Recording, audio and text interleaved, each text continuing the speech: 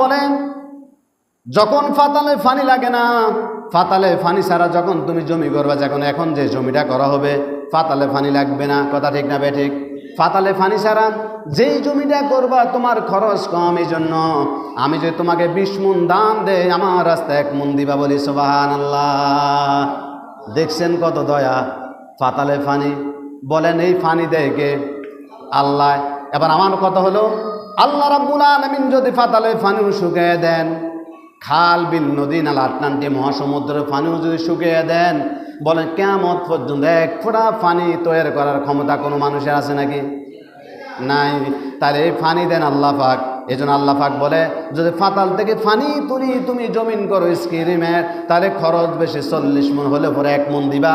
আর fatal থেকে যে পানি না তুলে যে জমিটা করা হয় আশ এবং ফোস, আমাদের ওইদিকে বলে আশ আর ফোস, যে জমি তোমার খরচ কম, যখন তোমার খরচ কম তখন 20 মণ হলে পরে আমার রাস্তায় 1 মণ দিবা, বাকি 19 মণ সংসারে খরচ করবা, বলি সুবহানাল্লাহ।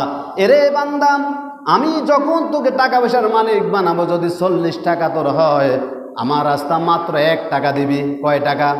মাত্র 1 টাকা দিবি। 100 টাকা যদি আমি তোর সম্পদের মালিক বানাই, বানানোর পর এর আগে না, যদি তোকে 100 টাকার সম্পদের মালিক বানাই, 100 টাকা থেকে মাত্র 2.5 টাকা দিবি, বলবেন না সুবহানাল্লাহ? 1 লক্ষ টাকার মালিক যখন আমি তোকে বানাবো রে গোলাম, তখন মাত্র 2,500 টাকা দিবি, আর বাকি টাকা তুই সংসারে খরচ করবি, বলি সুবহানাল্লাহ। এর থেকে দয়া বানার কি? ঠিক না বে ঠিক? এজন্য যখন আল্লাহ রাব্বুল আলামিন যে অবস্থাতে, যাকে যখন যে অবস্থাতে রাখে আল্লাহ পাক তাকে তখন ওই অবস্থাতে রাখে, যাকে যে অবস্থাতে রাখলে আল্লাহ পাক তাকে পছন্দ করে, বলি সুবহানাল্লাহ।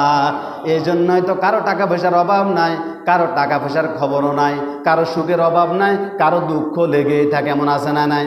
কারণ হাজার হাজার কোটি টাকার সম্পদ পড়ে আছে, ব্যাংক ব্যালেন্স আছে, কত টাকা আছে নিজেও জানে না, এমন মানুষ আছে, এমন বড় লোক আছে, আবার এমন গরিবও আছে, অসুস্থ হলে পরে চিকিৎসা করার জন্য 2, 4, 5, 10 হাজার টাকার ব্যবস্থা করতে পারেন, এমন আছে না নাই?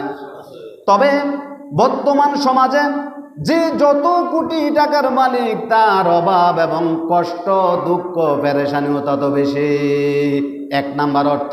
2 নাম্বার অর্থ হলো, এই পৃথিবীর জমিনে কোরআন নিয়ে যত কথা বলেছেন, হাদিস নিয়ে যত কথা বলেছেন, নবী নিয়ে যত কথা বলেছেন, আল্লাহ নিয়ে যত কটূক্তি করেছেন, যত কথা বলেছেন, ইসলাম নিয়ে যত কথা বলেছেন, হজ নিয়ে যত কথা বলেছেন, মসজিদ মাদ্রাসা নিয়ে যত কথা বলেছেন, আজান নিয়ে যত কথা বলেছেন, উলামায়ে কেরাম নিয়ে যত কথা বলেছেন, বর্তমান সমাজে যে যত হাজার কোটি টাকার মালিক, সে সব চাইতে বেশি নাফরমানি ইসলামের সাথে তত বেশি করে।